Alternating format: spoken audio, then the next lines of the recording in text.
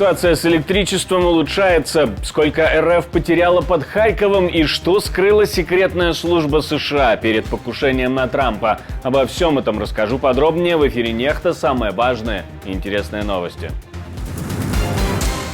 В команде Трампа уже готовятся противостоять на выборах Камале Харрис. Можно было подумать, что кто-то что-то с этим сделал.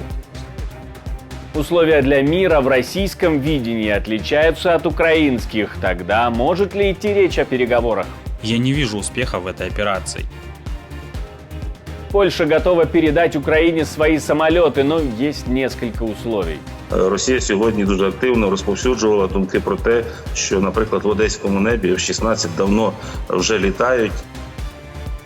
Спасибо, что смотрите, спасибо, что остаетесь с нами. Не забывайте ставить лайки, оставлять комментарии, подписываться на канал. И не забывайте про кнопочку «Супер спасибо», так вы можете нас поддержать. Поехали. Ситуация с электричеством в Украине в последнее время улучшилась. Все это из-за погоды, говорит заместитель министра энергетики. Правда, и с ремонтом после обстрелов тоже.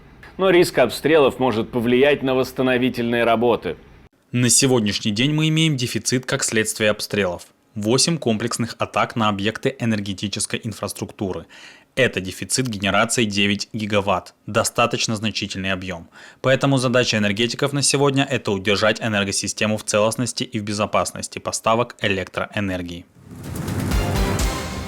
Во время наступления на Харьковщине Россия потеряла 20 тысяч человек, говорит президент Зеленский, пока пытались захватить город с населением в 1,5 миллиона. Россия действительно начала прорыв на Харьков, но мы остановили это наступление. Их наступление провалилось, и это факт. Их максимальная точка углубления от границы была 10 километров. Около 20 тысяч их человек погибло. Этого им стоили эти села в этой серой зоне. Серая зона не потому, что мы определили, что она серая или русские. Она просто обстреливалась, и там люди были вывезены заранее. Я не вижу успеха в этой операции, и когда у нас будут укомплектованы резервы, мы восстановим положение. Про потери Украины на фронте Зеленский тоже сказал, но точную цифру не называет. Говорит, цифра каждый день меняется и не в положительную сторону. Но что нужно, чтобы горячая фаза войны действительно закончилась? Есть ультимативные условия России, то есть, грубо говоря, она хочет все-таки заморозить конфликт на своих условиях для того, чтобы подготовиться, выполнить надлежащую работу над ошибками, подготовиться к следующим этапам войны как таковой. Потому что Российская Федерация, давайте опять же будем объективны, это, на мой взгляд, понятно, не реализовала те цели, которые перед собой ставила. Какие цели она ставила? Это, понятно, разрушение украинской государственности, тотальное разрушение, оккупация территории. Это, скажем, материальные цели, которые они ставили, а есть еще политические цели, глобальные цели. Это доминирование в Европе, возврат в клуб, скажем так, самых влиятельных государств и определение тех правил. Россия хочет определять те правила, по которым мир должен дальше существовать. То есть, соответственно, доминирование, глобальное доминирование России в мире. Вот эти задачи она не реализовала. Наоборот, она получила репутационные ущербы, несовместимые со статусом глобального государства. И поэтому, конечно же, ненависть к Украине только разрастается в России. Когда мы говорим о окончании горячей фазы войны, тут нужно понимать, что на данный момент, опять же, и мы, и наши партнеры прекрасно понимают, что в этой войне должно произойти, чтобы она закончилась, по крайней мере, перешла в другие форматы. Это другой объем оружия, который нужен Украине. Польша готова отдать Украине свои самолеты. Правда, не F-16, а МиГ-29. И только после того, как получит F-35 от США. Об этом говорит экс-министр национальной обороны Польши Януш Анишкевич. По его словам, это может случиться в конце 2024-го, начале 2025 года. Но это не мешает россиянам уже фантазировать на тему, а иногда даже находить F-16 где-то в Украине. Дано завдання усім, починаючи від, скажімо так, ждунів і закінчуючи більш серйозними структурами, шукати F-16 на території нашої держави. Більше того, я вам скажу, що Росія сьогодні дуже активно розповсюджувала думки про те, що, наприклад, в одеському небі F-16 давно вже літають, і це одна з топових тем для обговорення в одеських двориках. Але бачимо, і румуни нас підтримали в тому, що немає поки що F-16, як би нам не хотілося. Россия готова помогать правящей партии Грузии сохранить власть, если они попросят об этом, пишет издание «Пирвелли». Так заместитель председателя Совета Федерации ответил на вопрос о том, готова ли Россия вмешаться и помочь предотвратить попытку госпереворота в Грузии. Любой государственный переворот – это вмешательство внешних сил во внутренние дела другого государства, что является нарушением устава ООН. Как раз вовремя, ведь грузинские спецслужбы как раз начинают вызывать на допросы добровольцев, которые воевали в Украине в составе сил обороны. Как минимум 3 уже были у правоохранителей, им якобы инкриминируют терроризм и попытку госпереворота. Китай предоставляет России всю развединформацию, которую фиксируют их спутники. Об этом пишет издание Bloomberg, ссылаясь на американскую разведку. Эта информация используется как для войны в Украине, так и для мониторинга размещения натовских войск в Европе. В распоряжении России данные со 100 китайских космических аппаратов. США планируют в ответ развернуть новую систему создания помех, чтобы противодействовать этой слежке. Где будет развернута такая система, конечно, не раскрывают, но мы знаем точно, что компонентов будет 24, и они будут частью большей системы глушения сигнала. Секретная служба отклонила несколько просьб команды Трампа об усилении безопасности, пишет Associated Press.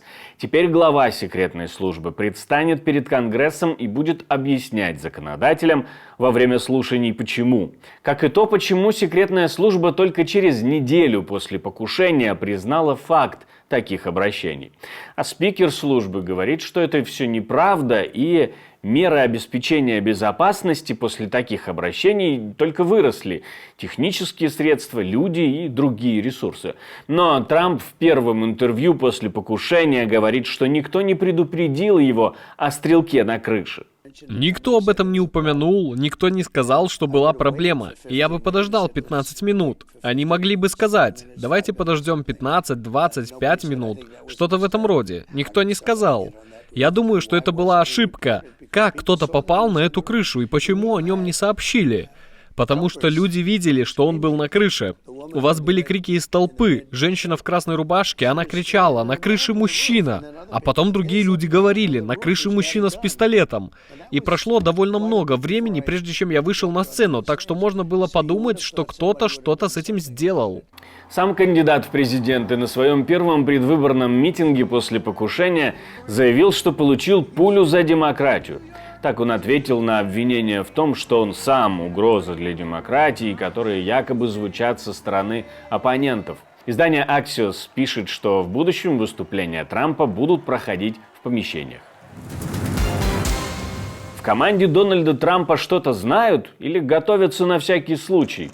Нью-Йорк Таймс публикует информацию о том, что команда кандидата от республиканцев готовит кампанию против Камалы Харрис. Подобные материалы есть и на других демократов, которые могли бы стать кандидатами, но от этого отказались после покушения на Дональда Трампа. Джо Байден официальным письмом сообщил о том, что он выходит из президентской гонки. Джо Байден пообещал позже обратиться к нации вживую, но пообещал остаться на своем посту, пока срок его полномочий не истечет. Анастасии Ивлеевой теперь нельзя выезжать из России, по официальной версии, из-за долгов перед налоговой. Блогерша задолжала федеральной налоговой системе почти 21 миллион рублей. Раньше налоговая арестовала ее автомобиль Lamborghini Urus стоимостью в 40 миллионов рублей. То есть половина автомобиля могла бы покрыть долг перед налоговой, если та не насчитает больше. Сейчас Ивлееву ищут приставы. И антирекорды Беларуси. Министерство труда зафиксировали самое большое количество вакансий – 164 059 свободных мест. А если учитывать, что еще в марте их было 140 тысяч, то прирост значительный. Отток людей связывают не только с выездом из Беларуси, но и с общим старением населения и с увольнениями по политическим мотивам. Вот, к примеру, очередь из машин на белорусско-польской границе, как утверждают пользователи интернета. Очередь уже стоит на больше, капец.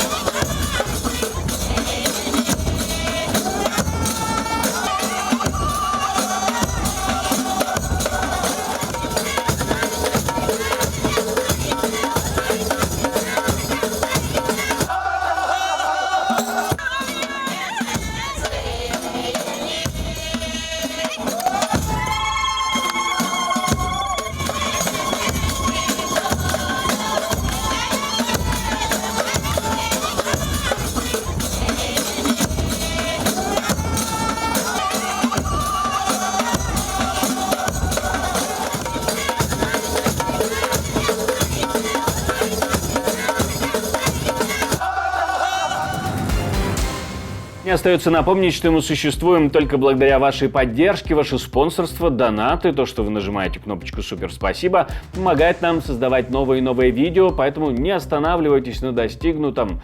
Ну и не останавливайтесь, ставьте лайки, оставляйте комментарии, подписывайтесь на канал, все это традиционно очень важно. Ну а у меня на этом все, до встречи и хороших вам новостей.